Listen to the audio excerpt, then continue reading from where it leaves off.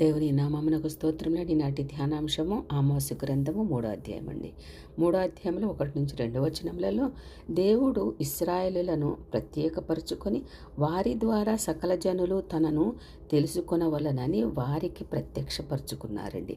ఇశ్రాయేలుల పితరుడైన అబ్రహాముతో దేవుడు వాగ్దానం చేశారు. ఆదికాండం 12వ అధ్యాయము 1-3 వచనములలో అండి. ఇశ్రాయేలునే ఎన్నుకొనుటలో వారు ఏమీ చేయలేదు. వారే మంచివారని ఇతర జనాంగములు చెడ్డవారని అనుకొనుటకు వీలు లేదండి. ఇతర జనాంగములకు తనను ప్రత్యక్షపరిచే జనాంగముగా ఉండవలనని ఎన్నిక లేకపోయినను బానిసలైన ఇశ్రాయేలులను ఐగుప్తు నుండి విడిపించి పాలు తేనెలు ప్రవహించు కనాను దేశమును ఇచ్చారు. వారి యోగ్యతను బట్టి కాదు కానీ దేవుడు తన చిత్తమును బట్టి వారిని ప్రత్యేకపరుచుకొని విశేషమైన ఆధిక్యతలు ఇచ్చారండి. ద్వితీయోపదేశకాండం 9వ అధ్యాయము 4-6 వచనములలో వారి గర్వము అతిశయము దేవునితో సంబంధములను తెంచుకొని వారంతట వారే వినాశనమును కొని తెచ్చుకున్నారండి. 3వ అధ్యాయము ఆమోసు గ్రంథం 3వ అధ్యాయం 3-8 వచనములలో ప్రవక్తలు దేవుని సేవకులు. వారు దేవుని చేత పంపబడినవారు. దేవుడు ప్రకటించమనున్నది ప్రకటించువారు. దేవుడు ప్రకటించమన్న దానిని ఎవరూ ఆపలేరండి. దేవుని మాటలు నెరవేరకుండా వ్యర్థం కావు అని తెలుపుటకు ఆమోసు కొన్ని ఉదాహరణలను తెలియచేశాడండి. 3వ అధ్యాయం 3-6 వచనములలో 7 ప్రశ్నలను సంధించి దేవుని చేత పలికించబడిన ప్రవక్తల మాటలు నెరవేరకుండా ఉండునా అని ప్రశ్నించుచున్నాడు. దేవుడు నాకు ప్రత్యక్షపరిచిన సందేశం తప్పక నెరవేరునని తెలుపుటకు ఈ ఉదాహరణలను ప్రస్తావించాడండి. దేవుడే ఇశ్రాయేలు మీదకి ఉపద్రవమును తెచ్చుచున్నాడని హెచ్చరించాడండి. 3వ అధ్యాయము 6వ వచనము ఆమోసు గ్రంథం. దేవుడు ఉగ్రతలో కూడా దయను వ్యక్తపరచుచున్నాడు. శిక్ష కలగకముందే దేవుడు తన ప్రవక్తలను పంపి హెచ్చరించి శిక్ష తప్పించుకుని మార్గమును ఉపదేశించడంలో ఆయన ప్రేమ ఉన్నదండి. ఆమోసు గ్రంథం 3వ అధ్యాయం 7వ వచనం ప్రకారం తాను చేయనది ప్రవక్తల ద్వారా బయలుపరచకుండా ఆయన ఏమీ చేయడండి. నేటి ప్రజలను విశ్వాసులను క్రైస్తవులను కూడా దేవుడు ముందుగా హెచ్చరించకుండా వారి మీదకి ఏ శిక్ష రానియడండి. దేవుని హెచ్చరికలను విని కూడా అవిధేయులైతే శిక్ష తప్పదన్నది హెచ్చరిక అండి. 3వ అధ్యాయము 9వ వచనము 4వ అధ్యాయం 3వ వచనం ప్రకారము అష్డోదు అనునది ఫిలిష్తియా పట్టణం అండి. దాగోను గుడి ఉన్న పట్టణము. ఫిలిష్తియా మరియు ఐగుప్తు ఇశ్రాయేలుల గొప్ప పాపములకు సాక్షులని ప్రవక్త తెలియచేస్తున్నాడండి. ఇశ్రాయేలు చేయుచున్న విగ్రహారాధనను వేలెత్తి చూపబడిందండి. వారు నీతి క్రియలు చేయటం మరిచారండి. బలత్కారముతో దోపుడు చేతను అన్యాయంగా సొమ్ము సమకూర్చుకొనుచు పేదలను బలహీనులను అణగద్రొక్కుచున్నారు. 3వ అధ్యాయం 11-12 వచనములలో ఇక్కడ ప్రస్తావించబడిన శత్రువు అష్షూరు. ఆమోసు ప్రవచించిన విధముగానే అష్షూరు వారు ఇశ్రాయేలులను జయించారండి. ఇశ్రాయేలీలు ఇతర దేశములకు చెదరిపోయారు. అన్యులు వారి దేశమును ఆక్రమించుకున్నారు. ఇశ్రాయేలీల నాయకులు ధనవంతులు అన్యాయముగా పేదలను దోచుకొని అణిచివేశారు. ఇప్పుడు అష్షూరు వారు ఇశ్రాయేలులను అణిచివేసి వారి సంపదను అంతటిని దోచుకొని పోయారండి. అన్యాయమును అనుసరించువారు అన్యాయము పాలగుదురు.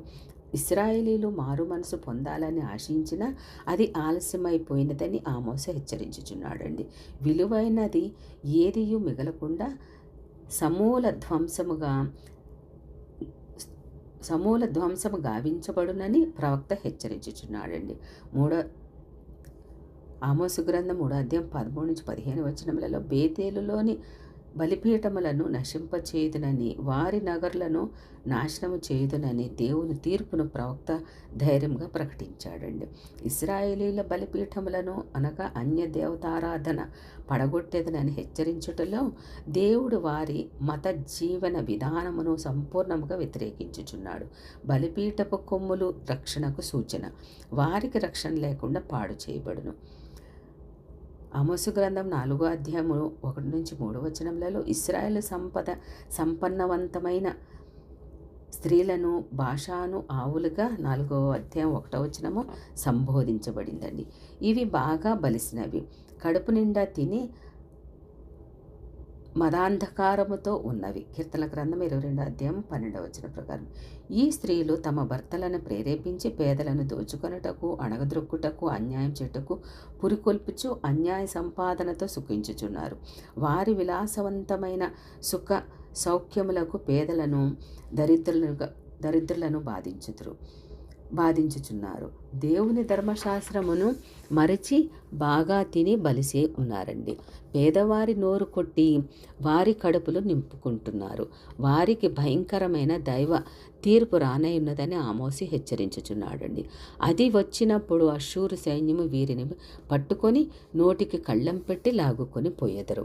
4వ అధ్యాయము 4వ వచనము, 5వ అధ్యాయం 3వ వచనం ప్రకారము ఇశ్రాయేలీయులు చేయు అపవిత్ర ఆరాధనను, బలులను, దశమ భాగములను ఖండించుచున్నారండి.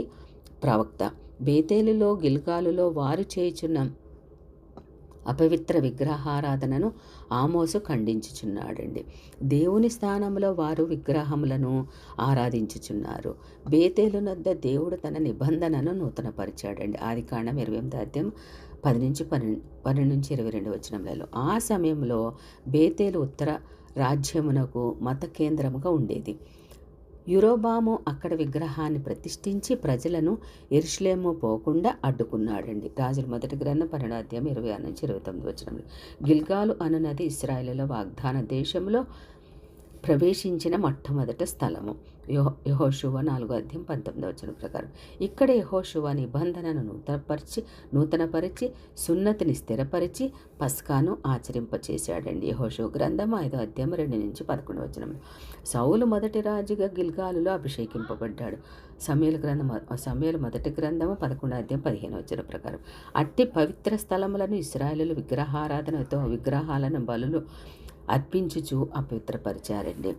4వ అధ్యాయం 6 నుంచి 12 వచనములలో దేవుడు ఇశ్రాయేలీయులను పవిత్రపరిచి తన తట్టు తిప్పుకొనవలెనని కరువు, వర్షభారము, నీటి కొరత, తెగులు, చీడపురుగులు, సొదొమ గొమొర్రాలకు కలిగిన లాంటి ఎన్నో శిక్షలు పంపించి హెచ్చరించినను వారు మారు మనసు పొంది దేవుని తట్టు తిరగక ఉన్నారండి. దీనిని బట్టి వారి హృదయ కాఠిన్యము, అపవిత్రత ఎంత స్థిరముగా ఉన్నదో అర్థమవుతుందండి. దేవుని హెచ్చరికలు అవకాశములను ధృవీకరించి నిత్య శిక్షను కొని తెచ్చుకున్నారండి. 4వ అధ్యాయం 13వ వచనం ప్రకారము ఆమోసు దేవుని గొప్ప కార్యములను జ్ఞాపకం చేసుకుని స్తుతించుచున్నాడు. సమస్తము చేయగల సమర్థుడు దేవుడేనని ఆయన గొప్పతనాన్ని ప్రవక్త కొనియాడుచున్నాడండి. ఇటు రీతిగా 3వ అధ్యాయం 4వ అధ్యాయంలో కూడా ఇశ్రాయేలు వాటి రక్షిస్తానన్నప్పటికీ కూడా వారు శిక్షలకి, వారి విగ్రహాలన్నిటికీ కూడా వారు ఆరాధించడంలో, వాటివైపు తిరగడంలో మరి వారిని కూడా దేవుడు శిక్షిస్తానని, ఎవరు తప్పు చేసినా శిక్షిస్తానని 3, 4 అధ్యాయంలో మనకు తెలియజేసినందుకు వేలాది స్తోత్రములండి. ఆమేన్.